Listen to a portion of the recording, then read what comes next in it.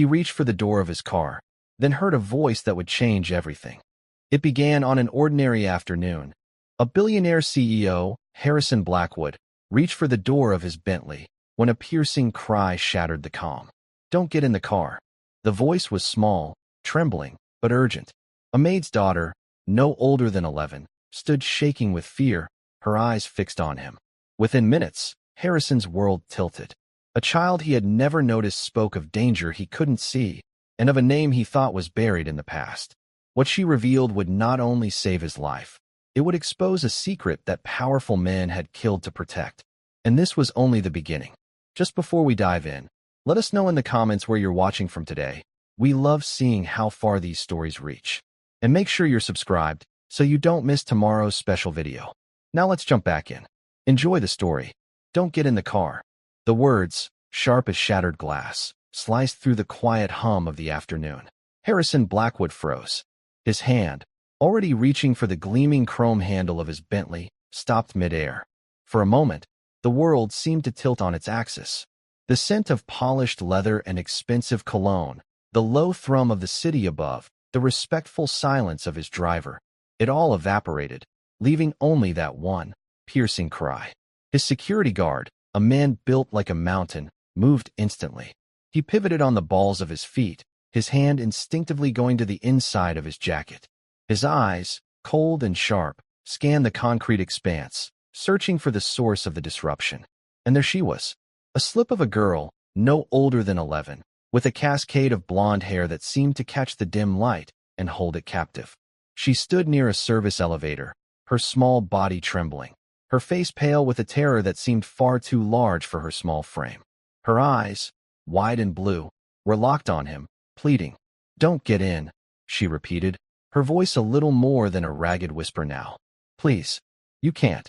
Harrison's shock quickly curdled into a familiar, icy irritation. He was already running late. A meeting with the board of trustees, a multi-billion-dollar merger on the line. This was an unacceptable breach of his meticulously scheduled life. "Thompson," he said, his voice low and dangerous. "Handle this." Thompson, his security guard, was already moving. He crossed the distance to the girl in 3 long strides, his large frame dwarfing her. He didn't touch her, but his presence was a wall of intimidation. "Ma'am," he said, his voice a low rumble. "You need to leave. Now." "No," the girl insisted, her eyes still fixed on Harrison. "You have to listen. It's not safe." The word hung in the air, a dissonant chord in the symphony of Harrison's ordered world. Safe. In his life, safe was a given, a non-negotiable, a concept managed by teams of experts and layers of security. To hear it questioned by a child in a parking garage was ludicrous. "Thompson," Harrison repeated, a sharper edge to his voice. "Get her out of here." Thompson reached out to gently take the girl's arm, but she flinched away, a small gasp escaping her lips. "I'm telling you, it's not right. The brakes, they're not right."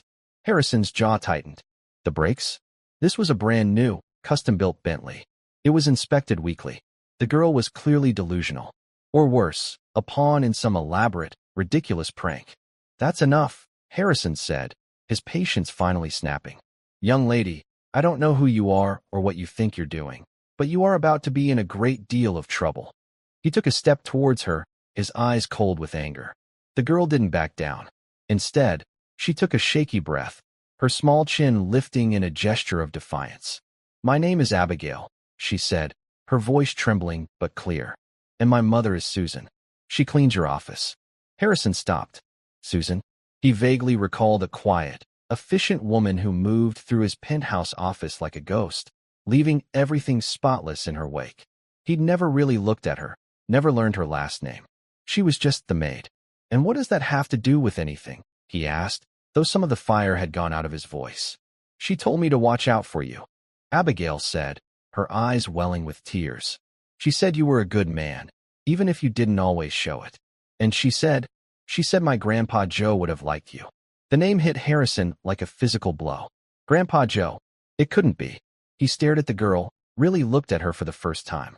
The blonde hair, the blue eyes, the determined set of her jaw. It was like seeing a ghost from a half-forgotten dream. Your grandfather," he stammered, his voice suddenly hoarse. Was his name Joseph Miller? Abigail's eyes widened in surprise. Yes, she whispered. How did you know? Harrison felt the blood drain from his face. He leaned against the cool metal of the car, his legs suddenly unsteady. Joseph Miller, his mentor, the man who had saved his life in the desert all those years ago. The legendary war veteran who had taught him everything he knew about honor, courage, and sacrifice. Thompson, Harrison said, his voice barely a whisper. Get the car checked. Now. Full diagnostics. And get Abigail and her mother up to my office. Immediately, he looked at the small, trembling girl who had just turned his world upside down. He didn't know how or why, but he knew, with a certainty that chilled him to the bone, that she had just saved his life. And he had a terrible feeling that he knew who might have wanted him dead. The merger, it was more contentious than he'd let on. There were people who stood to lose a great deal of money if it went through. People who might be desperate enough to do anything. An hour later, the verdict was in. The brake lines had been expertly tampered with. A slow, almost undetectable leak, designed to fail at high speed. The police were called.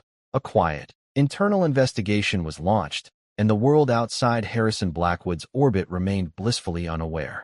In his penthouse office, overlooking the sprawling city, Harrison sat in stunned silence. Across from him, Abigail sat on the edge of a plush leather couch, her small hands wrapped around a glass of orange juice. Her mother, Susan, stood nervously by her side, her face a mask of fear and confusion. He always said you were a good man, Susan said, her voice barely a whisper. My father, he talked about you all the time. He said you were like a son to him. Harrison looked at the photo on his desk. It was a picture of him and Joseph Miller, taken years ago. They were both grinning, covered in dust and sweat, the desert sun beating down on them. He had never known that Joseph had a daughter, or a granddaughter. He saved my life more than once, Harrison said, his voice thick with emotion. It seems his family has a habit of doing that. He looked at Abigail, this small, brave girl who had faced down a powerful, angry man to deliver a warning. She had her grandfather's eyes, he realized. The same clear, honest gaze that saw the world for what it was, and wasn't afraid to speak the truth. He knew, in that moment, that his life had changed forever. The merger, the money, the power, it all seemed to fade into the background. All that mattered was the debt he owed to the man who had saved him and the family he had never known. A family that was now, inextricably, linked to his own. He would protect them, he vowed. He would find who was responsible for this, and he would make them pay. But more than that, he would honor the memory of his friend, his mentor, his hero. He would try to be the man that Joseph Miller had always believed him to be. And he would start by learning the name of the quiet, efficient woman who cleaned his office, and the brave, beautiful daughter who had saved his life. The silence in the penthouse office was thick with unspoken emotions. Harrison, a man accustomed to being in control, felt a profound sense of unease. He had built his empire on a foundation of logic, reason, and ruthless efficiency. But the events of the day had shattered that foundation, leaving him adrift in a sea of feelings he had long since suppressed. Gratitude, guilt, a fierce, protective instinct he hadn't felt in years. He cleared his throat, the sound unnaturally loud in the quiet room. Susan, he began, the name feeling foreign on his tongue. He had never addressed her by her first name before. I am deeply sorry. For everything. Susan just nodded, her eyes still wide with a mixture of fear and relief. She was a woman who had spent her life in the shadows, cleaning up other people's messes, making herself invisible. To suddenly be thrust into the spotlight, to be the center of attention of a man like Harrison Blackwood, was a terrifying experience. It's all right, sir, she murmured, her voice barely audible. As long as you're safe. No, Harrison said, shaking his head. It's not all right. I never knew. About you, about Abigail. Joe he never mentioned. He was a private man, Susan said, a faint, sad smile touching her lips. He didn't like to mix his worlds. His life in the service, and his life at home. They were two different things. But he talked about me? Harrison asked, a strange note of hope in his voice. All the time, Abigail piped up, her voice a little stronger now. He said you were the bravest man he ever knew. Except for him, of course. A small smile touched Harrison's lips. That sounded like Joe. proud, confident, with a dry wit that could cut through any tension. He missed him, more than he had ever realized.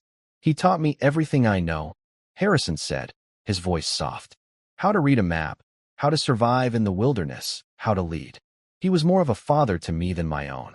He looked at Abigail, at her bright, intelligent eyes. "You have his courage, you know that." Abigail blushed, a faint pink spreading across her cheeks. "I was just scared," she admitted. "I heard them talking.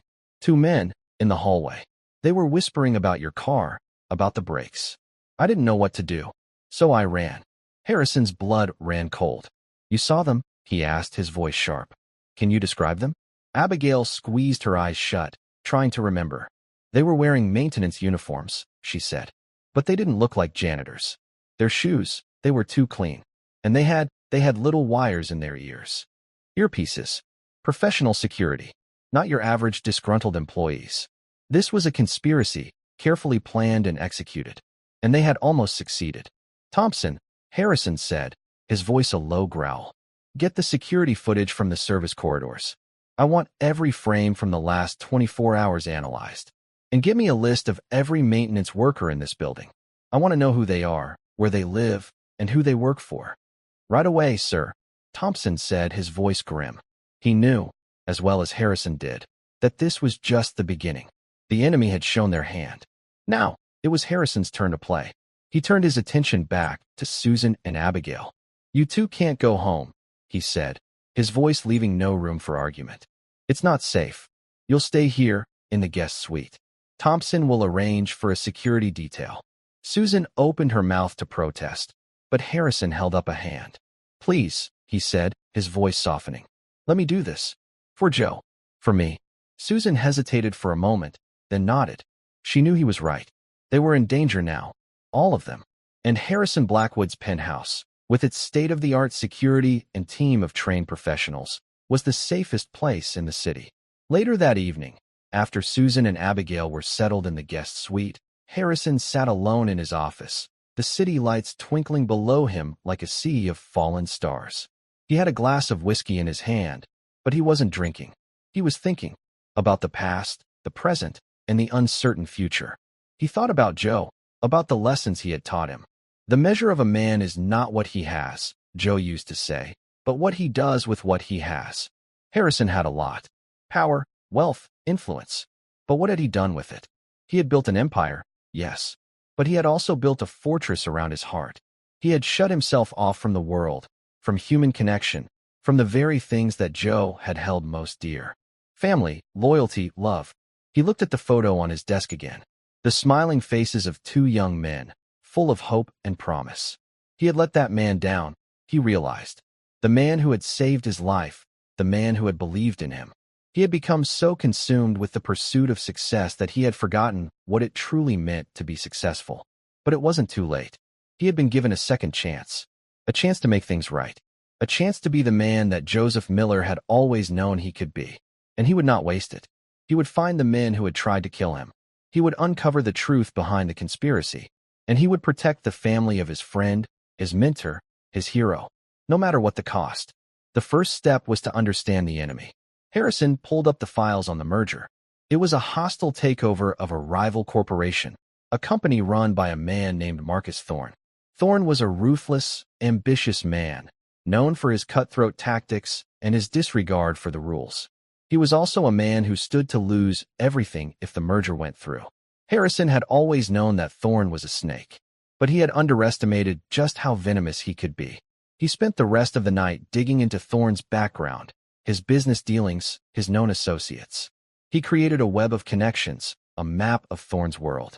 And the more he learned, the more certain he became that Thorne was behind the attempt on his life. But certainty wasn't enough. He needed proof. Hard, irrefutable proof. And he knew just where to find it. The next morning, Harrison called a meeting with his top legal and security teams. He laid out his suspicions, his evidence, his plan. There were murmurs of shock and disbelief. But no one questioned his authority. They had seen the look in his eyes. The cold, hard resolve of a man who had been pushed too far. "I want a full-court press on Thorne," Harrison said, his voice a low, dangerous growl. "I want to know everything. His finances, his communications, his movements. I want to know what he had for breakfast. I want to know who he's sleeping with.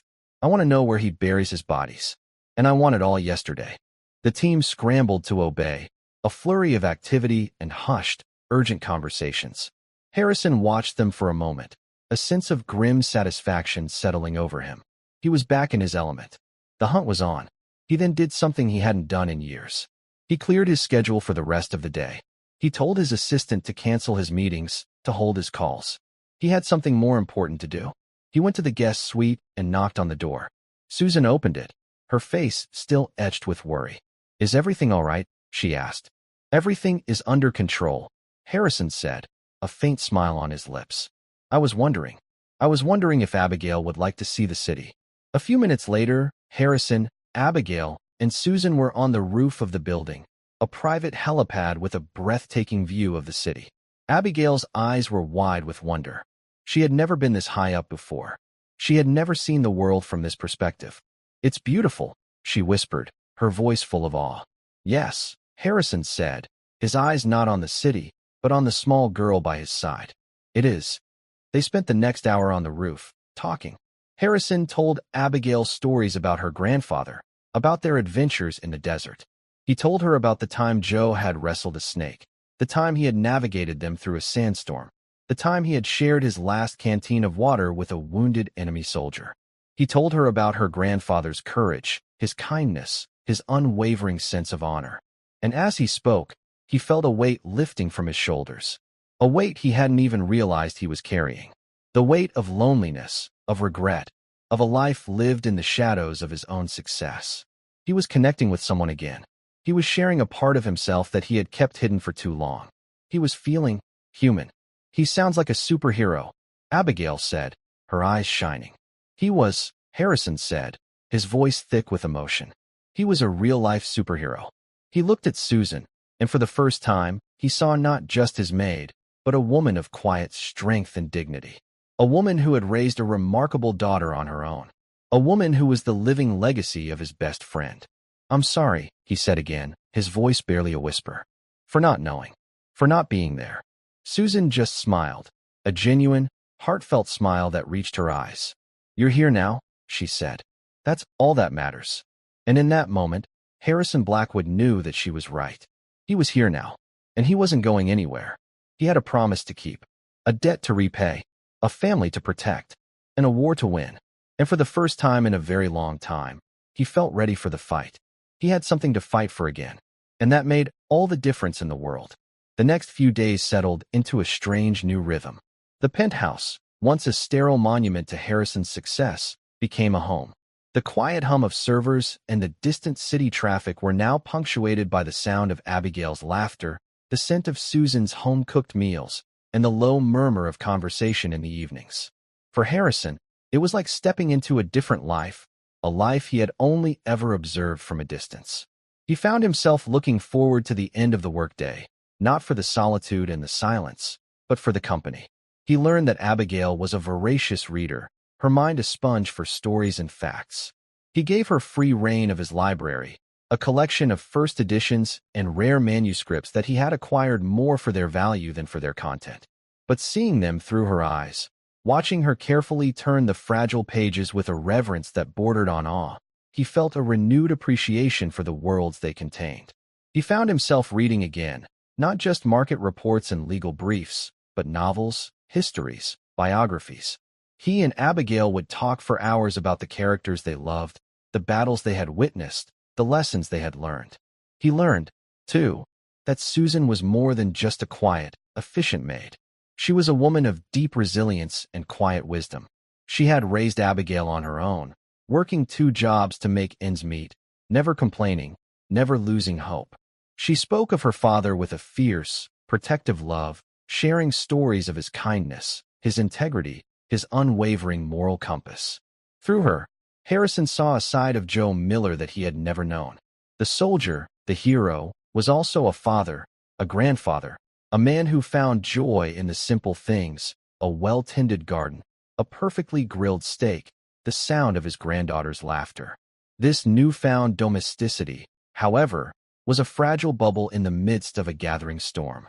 The investigation into Marcus Thorne was proceeding at a relentless pace. Harrison's team, a hand-picked group of the best investigators, analysts, and security experts money could buy, was a well-oiled machine. They worked around the clock, fueled by coffee and a fierce loyalty to the man who had always treated them with respect and rewarded their efforts generously. The first breakthrough came from the security footage. After hours of painstaking analysis, they found it. A grainy, low-resolution image of two men in maintenance uniforms, their faces partially obscured by shadows and the angle of the camera. But it was enough. Facial recognition software, cross-referenced with employee records and criminal databases, came back with a match. Two names. Both ex-military, both with specialized training in explosives and demolitions. And both with a documented history of working as freelance consultants for corporations engaged in hostile takeovers. The connection to Thorne was circumstantial, but it was a start. The second breakthrough came from the financials.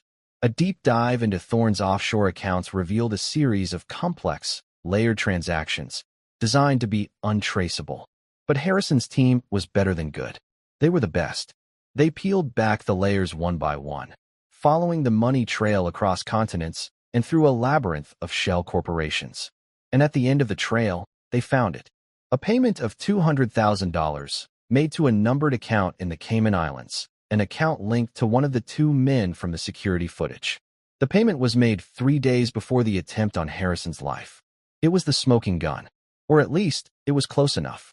Harrison now had the means to put pressure on Thorne, to squeeze him, to make him sweat. He could go to the authorities, of course, but that wasn't his style. The legal system was slow, cumbersome, unpredictable. He preferred to operate on his own terms, in his own arena. He would confront Thorne himself. He would look him in the eye and watch him squirm. He would enjoy the moment of victory, the satisfaction of seeing his enemy brought low. But as he prepared for the confrontation, a seed of doubt began to sprout in his mind. Was this really about victory? About revenge? Or was it about something more? He thought of Abigail, of her innocent, trusting eyes. He thought of Susan, of her quiet strength and unwavering decency. He thought of Joe, of the man who had taught him that true strength was not in the ability to crush your enemies, but in the ability to protect the innocent. He realized, with a jolt of surprise, that he didn't want to be the man who enjoyed watching his enemy squirm. He didn't want to be the man who reveled in the destruction of another. He wanted to be the man that Abigail and Susan saw when they looked at him. The man that Joe had always believed him to be. A good man. An honorable man. A man who fought not for personal gain, but for what was right. This realization changed everything. His strategy shifted. It was no longer about a personal vendetta against Marcus Thorne. It was about justice. It was about ensuring that Thorne could never again harm another innocent person. And to do that, he needed more than just a financial trail and a grainy security photo. He needed a confession. He needed Thorne to admit what he had done, to expose the rot at the core of his own corporation. And he knew just how to get it. The plan was audacious, risky, and bordered on the illegal. It involved a carefully orchestrated leak of information, a staged confrontation, and a high-stakes game of psychological warfare. It was a plan that could easily backfire, that could land Harrison himself in a world of legal trouble. But he didn't hesitate. He had spent his life taking calculated risks. And this was one risk he was willing to take. He summoned his head of security, a former MI6 agent named Reynolds, a man who specialized in the art of persuasion and information extraction. Together, they went over the plan, refining the details, anticipating every possible contingency. They assembled a team, a small, elite unit of specialists who would carry out the operation with precision and discretion. The first step was to lure Thorne into a trap.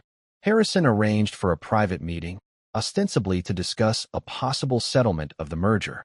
He knew Thorne would be suspicious, but he also knew that Thorne's ego wouldn't allow him to refuse. The prospect of a face-to-face confrontation with his rival, the chance to gloat, to probe for weakness, would be too tempting to resist. The meeting was set for a neutral location, a private club in a discreet, upscale neighborhood.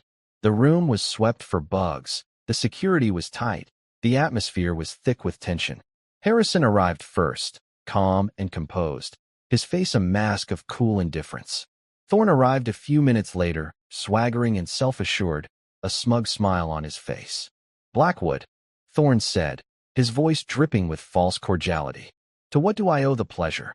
"Thorne," Harrison replied, his voice flat and even. "Cut the crap. We both know why we're here." He gestured to a chair. "Sit down. We have a lot to talk about." Thorne's smile faltered for a moment. He hadn't expected this. He had expected a negotiation, a dance of words and veiled threats. He hadn't expected this raw, undisguised aggression. He hesitated for a moment, then sat, a flicker of uncertainty in his eyes. Harrison leaned forward, his hands clasped on the table. "I know it was you," he said, his voice a low, dangerous whisper. "I know you hired the men who tampered with my car. I know you paid them. I know everything." Thorne laughed, a harsh, grating sound. "You're insane," he said. "You have no proof." "Don't I?" Harrison said, a cold smile on his lips. He slid a folder across the table. It contained a single sheet of paper, a printout of the transaction record from the offshore account. Thorne glanced at it, his face turning pale. He tried to maintain his composure, to bluff his way through, but his hands were trembling. "This proves nothing," he stammered. "It's a forgery, a fabrication." "Is it?" Harrison asked, his voice soft and silky. "Then you won't mind if I share it with the SEC, and the FBI, and the New York Times. I'm sure they'll be very interested in your creative accounting." Thorne's bravado crumbled. The fear in his eyes was real now. He was a cornered animal, lashing out in a desperate attempt to survive. "You can't do this," he hissed. "I'll ruin you. I'll drag your name through the mud. I'll expose every dirty little secret you have." Harrison just smiled. "You're welcome to try," he said. "But you see, Thorne, there's a difference between you and me. My secrets are just business. Yours are criminal. And I have the proof." He leaned back in his chair, his eyes never leaving Thorne's face. "But I'm a reasonable man," he said. "I'm willing to make you an offer." Thorne looked at him, a glimmer of hope in his eyes. "What kind of offer?" "You will withdraw your opposition to the merger," Harrison said, his voice cold and hard. "You will sell me your shares at a fair market price. You will resign from your position as CEO, and you will disappear. You will move to a small, quiet island somewhere, and you will never, ever show your face in this city again." Thorne stared at him, his mouth agape. You're letting me go?" "I'm giving you a choice," Harrison said. "You can take my offer, or you can take your chances with the legal system. But I assure you, if you choose the latter, you will spend the rest of your life in a very small, very unpleasant room. The choice is yours." Thorne sat in stunned silence for a long moment, the color draining from his face. He looked at the folder on the table, at the cold, hard eyes of the man across from him. He had been beaten, utterly and completely. He had no cards left to play. He had no way out. He had no choice. "I'll take the offer," he said, his voice a hoarse whisper. Harrison nodded, a sense of grim satisfaction settling over him. He had won. He had defeated his enemy, not with violence, not with brute force, but with intelligence, with strategy, with a deeper understanding of the man he was up against. He had used Thorne's own greed, his own ego, his own fear against him. He had played the game, and he had played it better. But as he watched Thorne sign the papers, his hand trembling, his face a mask of defeat, Harrison felt no joy, no triumph, only a profound sense of emptiness. This was the world he had created for himself, a world of power plays and backroom deals, of winners and losers, of predators and prey, a world where men like Marcus Thorne could thrive, where innocent lives were just collateral damage in the relentless pursuit of profit. He had won the battle, but he had lost something far more important along the way, his own humanity. And as he walked out of the club, leaving the wreckage of Marcus Thorne's life behind him, he knew that his real fight was just beginning. The fight to reclaim his soul.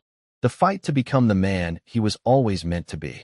The fight to be worthy of the trust, the love, the second chance that had been so unexpectedly, so miraculously, given to him. He returned to the penthouse to find Abigail and Susan in the kitchen, baking cookies. The warm, sweet smell of chocolate and vanilla filled the air, a stark contrast to the cold, sterile atmosphere of the club. Abigail, her face smudged with flour, ran to him and threw her arms around his legs. "We saved you one," she said, her voice bright and cheerful. Harrison looked down at the small, happy girl, at her innocent, trusting face. And for the first time in a very long time, he felt a genuine, unadulterated sense of joy. He scooped her up in his arms, holding her close. "Thank you," he said, his voice thick with emotion. "It's the best cookie I've ever had." And as he stood there, in the warm, bright kitchen, with the smell of cookies in the air and the weight of a small, trusting child in his arms, he knew that he was home. He had found his way back from the brink. He had been given a second chance, and he would spend the rest of his life trying to deserve it. He knew the road ahead would be long and difficult. He had many bridges to mend, many wrongs to right. But for the first time in a very long time, he felt a sense of hope, a sense of purpose, a sense of peace. The war was over. The battle for his soul had just begun, and he was ready for the fight. The days that followed were a period of deceptive calm. With Marcus Thorne gone, a quiet efficiency settled back over Harrison's corporate life. The merger proceeded smoothly, his board was pleased, and the stock market rewarded his victory with a satisfying surge. But for Harrison, the thrill of the win was gone, replaced by a different, more profound kind of satisfaction. He found it not in the boardroom, but in the small, ordinary moments that now defined his evenings. He would come home to the smell of dinner cooking, a sound of Abby practicing her violin, a new gift from him, and the quiet, calming presence of Susan. They would eat together at the large mahogany dining table, a table that had previously only been used for formal, sterile business dinners. Now, it was a place of shared stories and laughter. Harrison would help Abby with her math homework, marveling at the quick, sharp intelligence she had inherited from her grandfather. He would talk with Susan late into the evening, sharing memories of Joe, learning more about the man who had shaped both their lives in such different ways. He started making changes at work, small at first, then more significant. He implemented a new employee wellness program, increased the company's contribution to their retirement plans, and established a generous scholarship fund for the children of his employees. He vetoed a planned factory closure that would have devastated a small town, instead investing in modernizing the facility and retraining the workforce. His CFO was baffled, his board skeptical.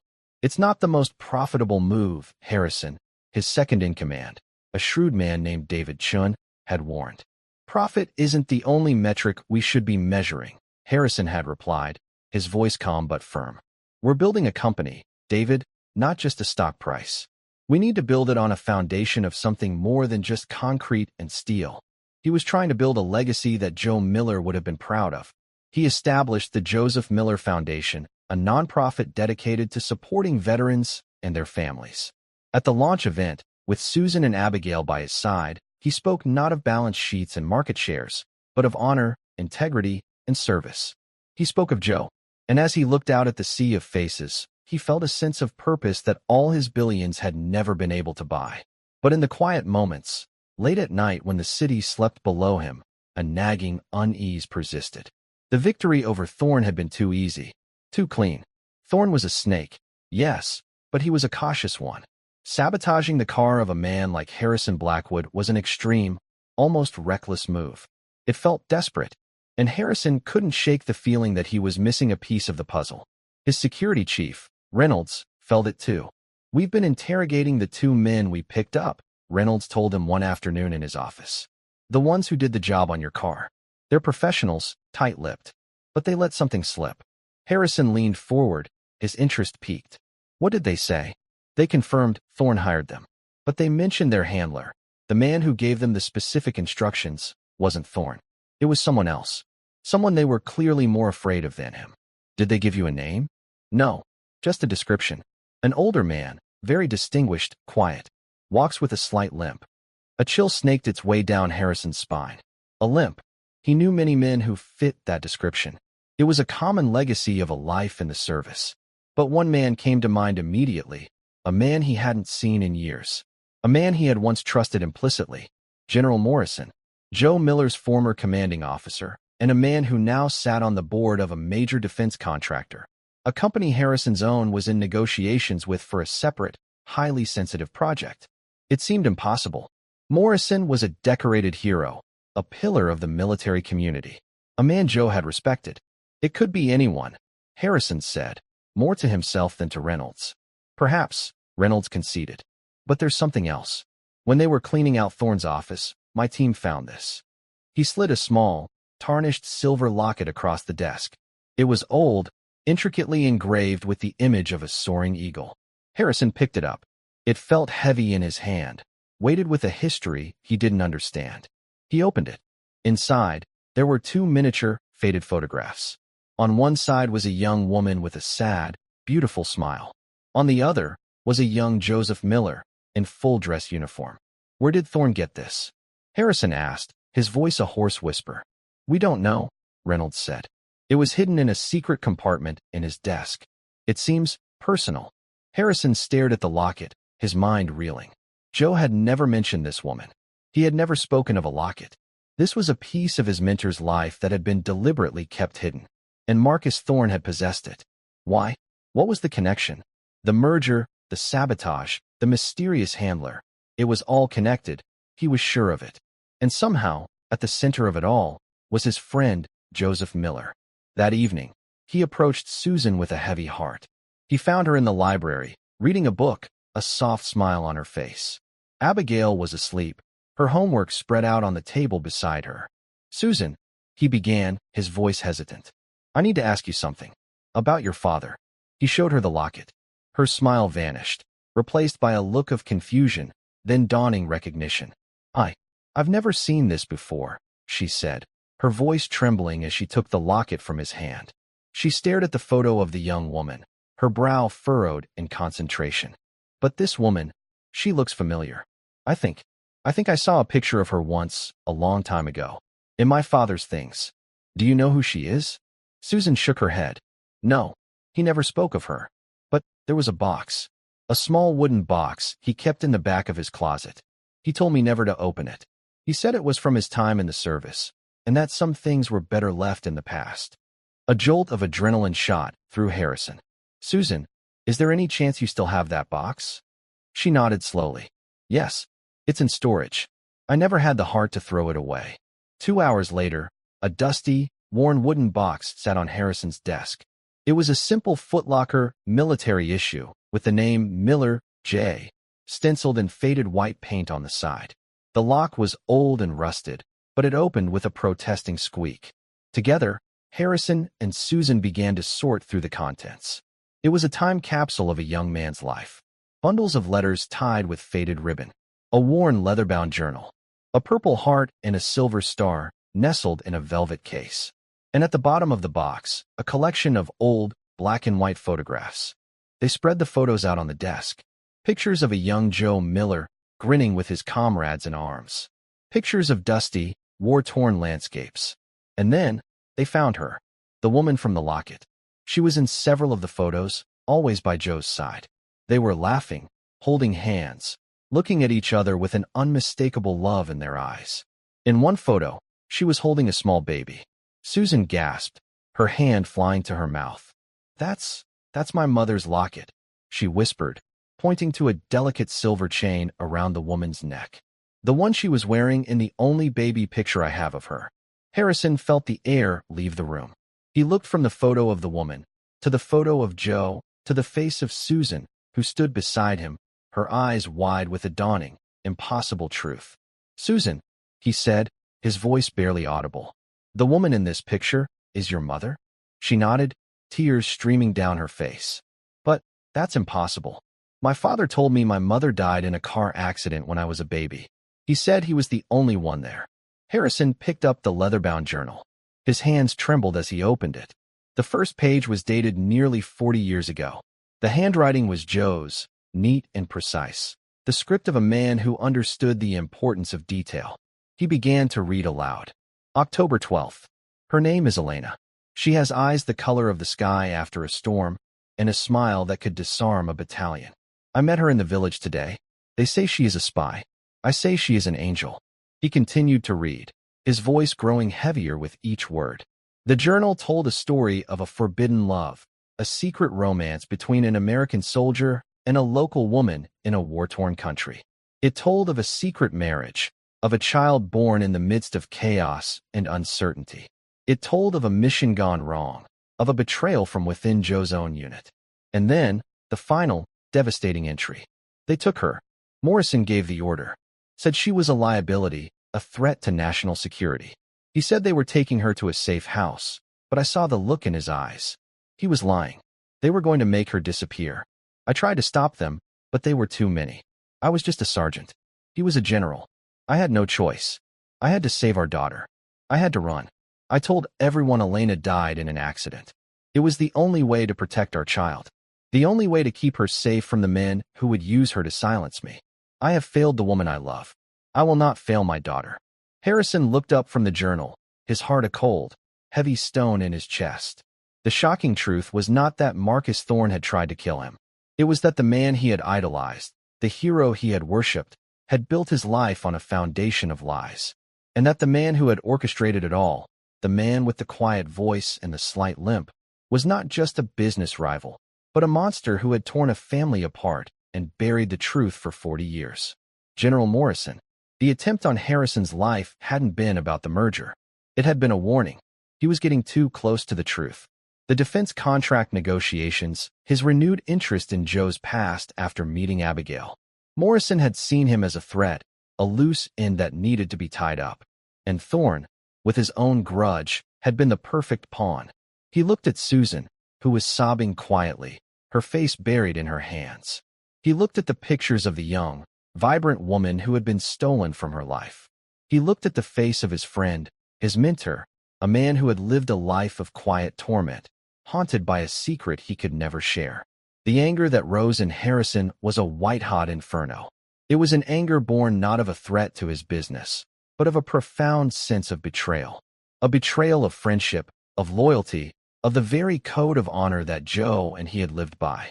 He knew what he had to do. This was no longer about business. This was about justice. Justice for Elena, justice for Susan, and justice for the memory of his friend, Joseph Miller. He would not let Morrison get away with it. He would expose him, no matter what the cost. He would tear down the walls of secrecy and lies, and he would let the truth, however painful, finally see the light of day. The war he thought was over had just begun, and this time it was personal. The silence in the penthouse was a living thing, heavy and suffocating. The city lights outside seemed distant, cold stars in a galaxy far removed from the raw, human tragedy that had just unfolded within Harrison's walls. Susan had stopped crying, her grief having subsided into a state of numb shock. She sat staring at the photograph of her mother, her fingers tracing the outline of a face she had never known, a life she had never been allowed to mourn. Harrison's own grief was a sharp, cold knot in his stomach. But beneath it, the anger was building, a controlled, volcanic pressure. This wasn't the hot, impulsive rage he had felt towards Thorne. This was something deeper, colder, more absolute. It was the righteous fury of a man who had seen a profound injustice, a desecration of everything he held sacred.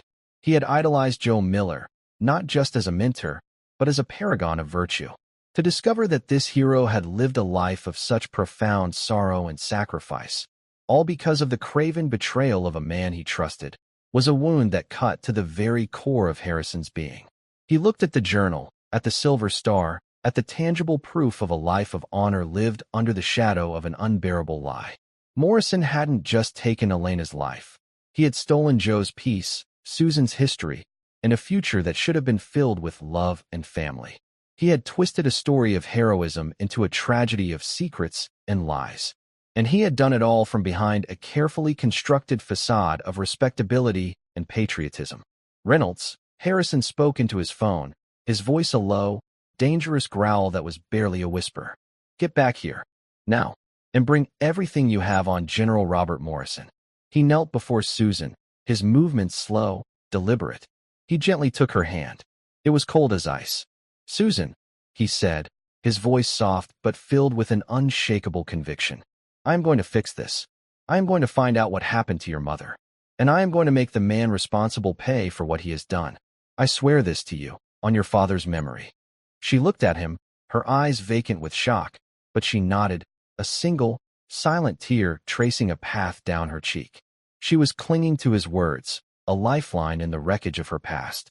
When Reynolds arrived, Harrison laid it all out. The journal, the photographs, the locket, the story of a forbidden love, a secret child, and a 40-year-old crime.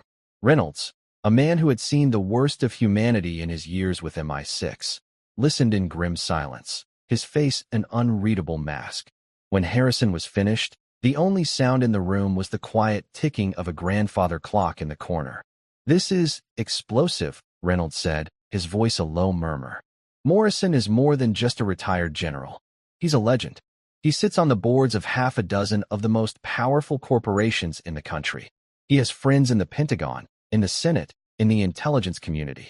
To go after him is to go after the establishment itself." "I don't care," Harrison said, his voice flat and cold. "He's a murderer and a traitor to every value he pretends to uphold. He's not a legend. He's a cancer." "I agree," Reynolds said. "But we can't fight this war in the open. A direct assault would be suicide. He would bury us in litigation, in negative press, in a storm of political and public backlash. He would paint you as a disgruntled corporate raider with a personal vendetta. He would discredit Joe's journal, call him a delusional, lovesick soldier. He would destroy us before we ever got near the truth." "So what do you suggest?" Harrison asked, his jaw tight. "We fight him in the shadows," Reynolds replied, his eyes glinting with a cold, professional light. "The same way he operates. We don't go after the legend. We go after the man. We find the cracks in his armor. We find his other secrets, his other crimes. Because a man who could do this," he gestured to the journal, "has done other things. Men like Morrison don't just have one skeleton in their closet. They have a graveyard." The new war began that night. It was a war fought not with soldiers and guns, but with data and whispers, with encrypted files and discreet inquiries. Harrison's penthouse became a command center. A team of the world's best digital investigators, hackers, analysts, forensic accountants, was assembled, working in a secure, isolated network. Their target, General Robert Morrison. Their mission, to dismantle his life, piece by piece, until the truth was all that remained. While the digital team hunted for ghosts in the machine, Reynolds activated his network of human assets. Former spies, grizzled journalists, retired military officers who had grown disillusioned with the system. They began to quietly ask questions, to pull on the loose threads of Morrison's long and storied career. They were searching for anyone who might have served with Joe and Morrison, anyone who might have known Elena, anyone who might have heard the rumors that must have followed such a dark and secret event. The first few weeks were slow, frustrating. Morrison's life was a fortress of carefully constructed lies. His official record was pristine, his finances impenetrable, his reputation unassailable. But Harrison was patient. He knew that every fortress had a weakness. It was just a matter of finding it. During this time, life in the penthouse continued its surreal rhythm. To protect Susan and Abigail, Harrison tightened security, creating a gilded cage around them. He knew that if Morrison even suspected what they were doing, he would not hesitate to eliminate the last living link to his crime. Susan, slowly emerging from her shock, began to read her father's journal, weeping for the parents she never knew, and for the father who had carried such a heavy burden alone. Abigail, shielded from the darkest parts of the truth, knew only that they were in danger and that Harrison was protecting them. She clung to him, her unwavering trust a constant, painful reminder of what was at stake. The breakthrough, when it came, was from an unexpected source. One of Reynolds' contacts, an old, semi-retired journalist living in obscurity in rural Virginia, remembered the name. Elena. He had been a young reporter, embedded with Morrison's unit 40 years ago. He had heard rumors of a local woman, a suspected informant, who had disappeared. The official story was that she had been killed by enemy forces. But the journalist had always had his doubts. He remembered the look on the young Sergeant Miller's face in the days that followed. A look of haunted, impotent rage. The journalist had a source, another soldier from that unit who had always been troubled by the official story. A man named Peterson, who now lived a quiet life in a small town in Arizona. Reynolds flew to Arizona himself. He found Peterson, a man now in his late 60s, his face weathered by the sun and a lifetime of hard memories. At first, Peterson was reluctant to talk. He was afraid. Morrison was a powerful man, even after all these years. But Reynolds was persuasive. He spoke of justice, of honoring a fallen comrade's memory. And he showed him a picture of Susan and Abigail. That was what broke him. The sight of Joe Miller's daughter and granddaughter, the living proof of the secret he had helped to bury. Peterson's story came tumbling out, a torrent of guilt and regret that had been dammed up for 40 years. He had been there that night. He had been one of the men ordered by Morrison to take Elena. He confirmed everything in the journal. Morrison had been obsessed with her, jealous of her love for Joe. He had used her suspected status as an informant as an excuse. It wasn't an official military operation. It was a kidnapping, an assassination. We took her to an abandoned farmhouse a few miles from the base. Peterson confessed, his voice thick with shame. Morrison was waiting for us. He interrogated her himself. He wanted to know what she had told the enemy. But she knew nothing. She was just a girl in love with a soldier. When she wouldn't give him the answers he wanted, he lost control. Peterson's voice broke. He killed her, he whispered. In cold blood. Then he made us bury her in the woods. He told us that if we ever spoke a word of it, we would be charged with treason and executed. He said Sergeant Miller was a traitor for consorting with the enemy, and that he was lucky to be alive. We were young. We were scared. We did what we were told. But Peterson had done one more thing. A small act of rebellion, of conscience. Before they filled in the grave, he had taken a small, unique button that had fallen from Elena's coat. A keepsake. A piece of proof. He had kept it hidden all these years, a dark talisman of his own cowardice. He gave it to Reynolds. When Reynolds returned to New York and presented the evidence, a grim silence fell over the command center. They now had a witness.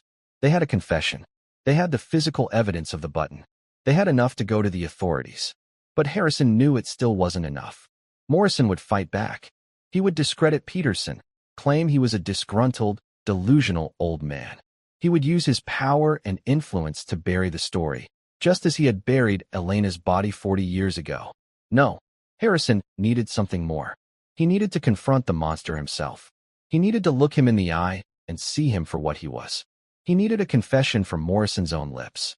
And he had a plan. A dangerous, high-stakes gamble that would put all of them in the crosshairs. He would use the defense contract negotiations as a pretext. He would arrange a private meeting with Morrison, just the two of them. And he would set a trap, a carefully orchestrated conversation designed to appeal to Morrison's arrogance, his pride, his unshakable belief in his own impunity. The entire conversation would be recorded, every word, every nuance. It was a long shot, a desperate play, but it was the only way to get the justice that Joe, Elena, and Susan deserved. The only way to finally, after 40 long years, bring the truth to light. The final battle was about to begin. And that's where we'll end the story for now.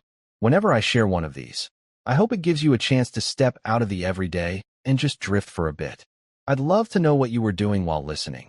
Maybe relaxing after work, on a late-night drive, or just winding down. Drop a line in the comments. I really do read them all. And if you enjoyed this one, hitting like and subscribing makes a huge difference. Thanks for spending this time with me.